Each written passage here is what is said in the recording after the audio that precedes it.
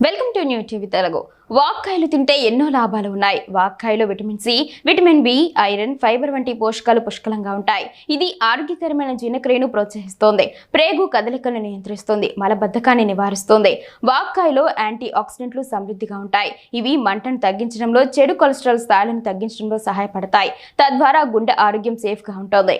వాక్కాయల్లో vitamin A, anti ఆక్సిడెంట్లు ఉంటాయి. ఇవి ఫ్రీ రాడికల్స్ వల్ల కలిగే నష్టాన్ని ఎదుర్కొంటాయి. చర్మానికి ఆరోగ్యకరమైన మెరుపుని ఇస్తాయి. చర్మ ఆరోగ్యానికి మేలు చేస్తాయి. రక్తంలో చక్కెర స్థాయిలు నియంత్రించడంలో కూడా వాక్కాయలు మెరుగ్గా పనిచేస్తాయి.